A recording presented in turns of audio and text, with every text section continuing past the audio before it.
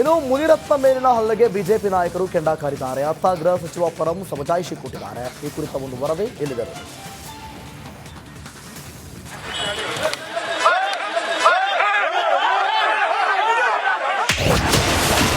Congress BJP ನಡುವೆ street fight.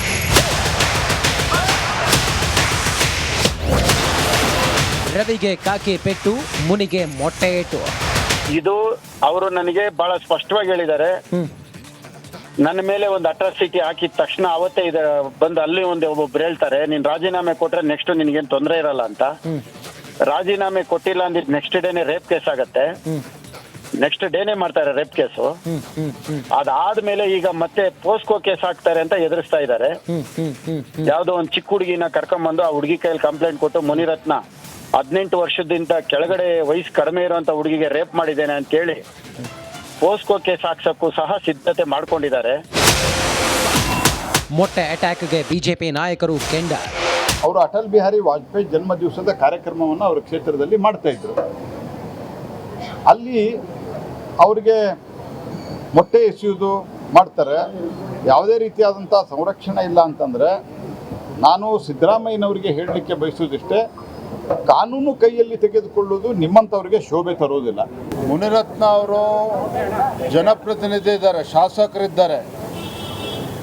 ಶಾಸಕರ ಮೇಲೆ ಈ ರೀತಿ ಹಲ್ಲೆ ಮಾಡ್ತಕ್ಕಂಥದ್ದು, ಅವಮಾನಿಸ್ತಕ್ಕಂಥದ್ದು ಮುನಿರತ್ನ ಅವ್ರನ್ನ ಅವಮಾನಿಸ್ತಕ್ಕಂಥದ್ದಲ್ಲ, ಇಡೀ ಆ ಕ್ಷೇತ್ರದ ಜನರನ್ನು ಅವಮಾನ ಮಾಡಿಸ್ತಕ್ಕಂಥದ್ದು. ಈ ರೀತಿ ಒಂದು ಅಧಿಕಾರ ಇದೆ ಅಂಥೇಳಿ ಒಬ್ಬ ಜನಪ್ರತಿನಿಧಿ ಮೇಲೆ ಈ ರೀತಿ ದಬ್ಬಾಳಿಕೆ ಮಾಡ್ತಕ್ಕಂಥದ್ದು, ಅವಮಾನಿಸ್ತಕ್ಕಂಥದ್ದು ಇದು ಖಂಡನೀಯ. ಇದು ಯಾರೂ ಕೂಡ ಒಪ್ಕೊಳ್ತಕ್ಕಂಥದ್ದು ಅಲ್ಲ, ಯಾರೂ ಕೂಡ ಸಹಿಸ್ಕೊಳ್ಳೋಕೆ ಸಾಧ್ಯ ಇಲ್ಲ. ಮುನಿರತ್ನವ್ರ ಮೇಲೆ ಹಲ್ಲೆ ಆಗಿದೆ ಅಂತ ಅದನ್ನು ಖಂಡಿಸ್ತೇನೆ.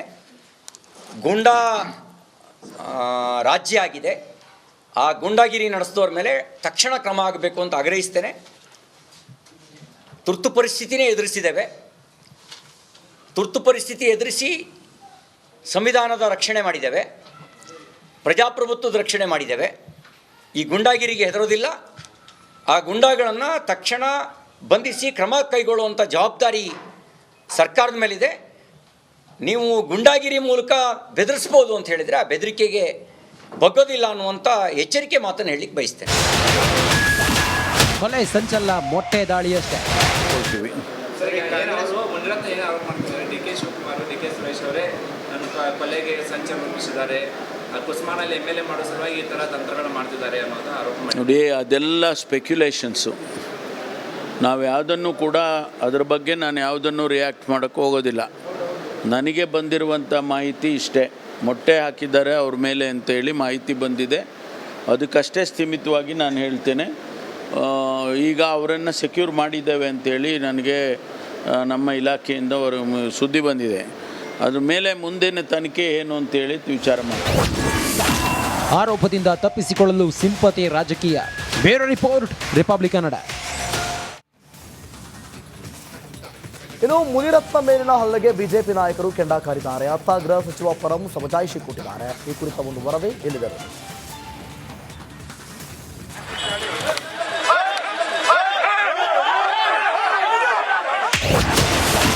ಕಾಂಗ್ರೆಸ್ ಬಿಜೆಪಿ ನಡುವೆ ಸ್ಟ್ರೀಟ್ ಫೈಟ್.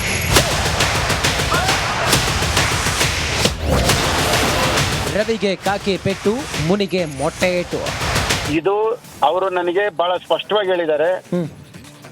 ನನ್ನ ಮೇಲೆ ಒಂದು ಅಟ್ರಾಸಿಟಿ ಹಾಕಿದ ತಕ್ಷಣ ಅವತ್ತೇ ಬಂದು ಅಲ್ಲಿ ಒಬ್ಬೊಬ್ರು ಹೇಳ್ತಾರೆ, ನೀನ್ ರಾಜೀನಾಮೆ ಕೊಟ್ರೆ ನೆಕ್ಸ್ಟ್ ನಿನ್ಗೇನ್ ತೊಂದರೆ ಇರಲ್ಲ ಅಂತ. ರಾಜೀನಾಮೆ ಕೊಟ್ಟಿಲ್ಲ ಅಂದಿದ್ ನೆಕ್ಸ್ಟ್ ಡೇನೆ ರೇಪ್ ಕೇಸ್ ಆಗತ್ತೆ. ನೆಕ್ಸ್ಟ್ ಡೇನೆ ಮಾಡ್ತಾರೆ ರೇಪ್ ಕೇಸು. ಅದಾದ್ಮೇಲೆ ಈಗ ಮತ್ತೆ ಪೋಸ್ಕೋ ಕೇಸ್ ಹಾಕ್ತಾರೆ ಅಂತ ಎದುರಿಸ್ತಾ ಇದ್ದಾರೆ. ಯಾವ್ದೋ ಒಂದ್ ಚಿಕ್ಕ ಹುಡುಗಿನ ಕರ್ಕೊಂಡ್ಬಂದು ಆ ಹುಡುಗಿ ಕೈಯಲ್ಲಿ ಕಂಪ್ಲೇಂಟ್ ಕೊಟ್ಟು ಮುನಿರತ್ನ 18 ವರ್ಷದಿಂದ ಕೆಳಗಡೆ ವಯಸ್ಸು ಕಡಿಮೆ ಇರುವಂತ ಹುಡುಗಿಗೆ ರೇಪ್ ಮಾಡಿದ್ದೇನೆ ಅಂತ ಹೇಳಿ ಪೋಸ್ಕೋ ಕೇಸ್ ಹಾಕ್ಸಕ್ಕೂ ಸಹ ಸಿದ್ಧತೆ ಮಾಡ್ಕೊಂಡಿದ್ದಾರೆ. ಮೊಟ್ಟೆ ಅಟ್ಯಾಕ್ಗೆ ಬಿಜೆಪಿ ನಾಯಕರು ಕೆಂಡ. ಅವರು ಅಟಲ್ ಬಿಹಾರಿ ವಾಜಪೇಯಿ ಜನ್ಮ ದಿವಸದ ಕಾರ್ಯಕ್ರಮವನ್ನು ಅವರ ಕ್ಷೇತ್ರದಲ್ಲಿ ಮಾಡ್ತಾ ಇದ್ರು. ಅಲ್ಲಿ ಅವ್ರಿಗೆ ಮೊಟ್ಟೆ ಎಸೆಯುವುದು ಮಾಡ್ತಾರೆ. ಯಾವುದೇ ರೀತಿಯಾದಂಥ ಸಂರಕ್ಷಣೆ ಇಲ್ಲ ಅಂತಂದರೆ ನಾನು ಸಿದ್ದರಾಮಯ್ಯನವರಿಗೆ ಹೇಳಲಿಕ್ಕೆ ಬಯಸೋದಿಷ್ಟೇ, ಕಾನೂನು ಕೈಯಲ್ಲಿ ತೆಗೆದುಕೊಳ್ಳುವುದು ನಿಮ್ಮಂಥವ್ರಿಗೆ ಶೋಭೆ ತರೋದಿಲ್ಲ. ಮುನಿರತ್ನ ಅವರು ಜನಪ್ರತಿನಿಧಿ ಇದ್ದಾರೆ, ಶಾಸಕರಿದ್ದಾರೆ. ಶಾಸಕರ ಮೇಲೆ ಈ ರೀತಿ ಹಲ್ಲೆ ಮಾಡ್ತಕ್ಕಂಥದ್ದು, ಅವಮಾನಿಸ್ತಕ್ಕಂಥದ್ದು, ಮುನಿರತ್ನ ಅವ್ರನ್ನ ಅವಮಾನಿಸ್ತಕ್ಕಂಥದ್ದಲ್ಲ, ಇಡೀ ಆ ಕ್ಷೇತ್ರದ ಜನರನ್ನು ಅವಮಾನ ಮಾಡಿಸ್ತಕ್ಕಂಥದ್ದು. ಈ ರೀತಿ ಒಂದು ಅಧಿಕಾರ ಇದೆ ಅಂಥೇಳಿ ಒಬ್ಬ ಜನಪ್ರತಿನಿಧಿ ಮೇಲೆ ಈ ರೀತಿ ದಬ್ಬಾಳಿಕೆ ಮಾಡ್ತಕ್ಕಂಥದ್ದು, ಅವಮಾನಿಸ್ತಕ್ಕಂಥದ್ದು ಇದು ಖಂಡನೀಯ. ಇದು ಯಾರೂ ಕೂಡ ಒಪ್ಕೊಳ್ತಕ್ಕಂಥದ್ದು ಅಲ್ಲ, ಯಾರೂ ಕೂಡ ಸಹಿಸ್ಕೊಳ್ಳೋಕೆ ಸಾಧ್ಯ ಇಲ್ಲ. ಮುನಿರತ್ನವ್ರ ಮೇಲೆ ಹಲ್ಲೆ ಆಗಿದೆ ಅಂತ ಅದನ್ನು ಖಂಡಿಸ್ತೇನೆ. ಗೂಂಡಾ ರಾಜ್ಯ ಆಗಿದೆ. ಆ ಗೂಂಡಾಗಿರಿ ನಡೆಸಿದವ್ರ ಮೇಲೆ ತಕ್ಷಣ ಕ್ರಮ ಆಗಬೇಕು ಅಂತ ಆಗ್ರಹಿಸ್ತೇನೆ. ತುರ್ತು ಪರಿಸ್ಥಿತಿನೇ ಎದುರಿಸಿದ್ದೇವೆ. ತುರ್ತು ಪರಿಸ್ಥಿತಿ ಎದುರಿಸಿ ಸಂವಿಧಾನದ ರಕ್ಷಣೆ ಮಾಡಿದ್ದೇವೆ, ಪ್ರಜಾಪ್ರಭುತ್ವದ ರಕ್ಷಣೆ ಮಾಡಿದ್ದೇವೆ. ಈ ಗುಂಡಾಗಿರಿಗೆ ಹೆದರೋದಿಲ್ಲ. ಆ ಗುಂಡಾಗಳನ್ನು ತಕ್ಷಣ ಬಂಧಿಸಿ ಕ್ರಮ ಕೈಗೊಳ್ಳುವಂಥ ಜವಾಬ್ದಾರಿ ಸರ್ಕಾರದ ಮೇಲಿದೆ. ನೀವು ಗುಂಡಾಗಿರಿ ಮೂಲಕ ಬೆದರಿಸ್ಬೋದು ಅಂತ ಹೇಳಿದರೆ ಆ ಬೆದರಿಕೆಗೆ ಬಗ್ಗೋದಿಲ್ಲ ಅನ್ನುವಂಥ ಎಚ್ಚರಿಕೆ ಮಾತನ್ನು ಹೇಳಲಿಕ್ಕೆ ಬಯಸ್ತೇನೆ. ಕೊಲೆ ಸಂಚಲ್ಲ, ಮೊಟ್ಟೆ ದಾಳಿಯಷ್ಟೇ. ಕೊಡ್ತೀವಿ. ಮುನಿರತ್ನ ಏನು ಆರೋಪ ಮಾಡ್ತಿದ್ದಾರೆ, D K Shivakumar, D K Suresh ಅವರೇ ನನ್ನ ಕೊಲೆಗೆ ಸಂಚ ರೂಪಿಸಿದ್ದಾರೆ, ಕುಸ್ಮಾನಲ್ಲಿ MLA ಮಾಡೋ ಸಲುವಾಗಿ ಈ ಥರ ತಂತ್ರಗಳು ಮಾಡ್ತಿದ್ದಾರೆ ಅನ್ನೋದು ಆರೋಪ ಮಾಡಿ. ನೋಡಿ, ಅದೆಲ್ಲ ಸ್ಪೆಕ್ಯುಲೇಷನ್ಸು. ನಾವು ಯಾವುದನ್ನು ಕೂಡ ಅದರ ಬಗ್ಗೆ ನಾನು ಯಾವುದನ್ನು ರಿಯಾಕ್ಟ್ ಮಾಡೋಕ್ಕೆ ಹೋಗೋದಿಲ್ಲ. ನನಗೆ ಬಂದಿರುವಂಥ ಮಾಹಿತಿ ಇಷ್ಟೇ.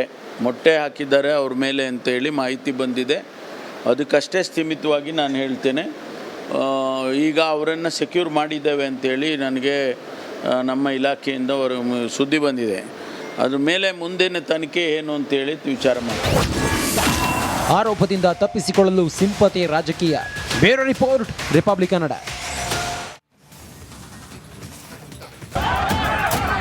ಅರವಿಂದ್ ಜೊತೆ ಅಭಿಷೇಕ್, ರಿಪಬ್ಲಿಕ್ ಕನ್ನಡ, ಬೆಂಗಳೂರು.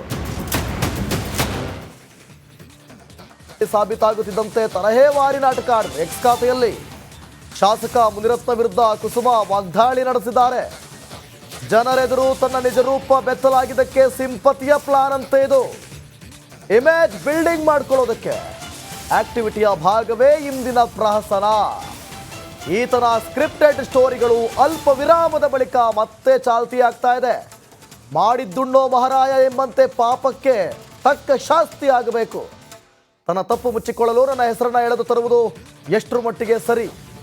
ಈತನ ಕಥೆಗಳನ್ನು ನಂಬುವಷ್ಟು ದಡ್ಡರೂ ಮೂರ್ಖರಲ್ಲ ನಮ್ಮ ಜನ ಅಂಥೇಳಿ ಕುಸುಮ ವಾಗ್ದಾಳಿಯನ್ನು ನಡೆಸಿದ್ದಾರೆ ಎಕ್ಸ್ ಖಾತೆಯ ಮೂಲಕ. ನೋಡಿ, ಮೊಟ್ಟೆ ಅಟ್ಯಾಕ್ ಅನ್ನುವಂಥ ಟೈಟಲ್ ಅಂತೆ, ಚಿತ್ರ ರಚನೆ ಅಂತೆ ಅದು. ಅದರ ರಚನೆ ನಿರ್ಮಾಣ ಮುನಿರತ್ನದ್ದು ಅನ್ನುವಂಥ ಮಾತನ್ನ ಎಕ್ಸ್ ಖಾತೆಯ ಮೂಲಕ ಬರವಣಿಗೆ ಮುಖಾಂತರ ಹೇಳಿದ್ದಾರೆ.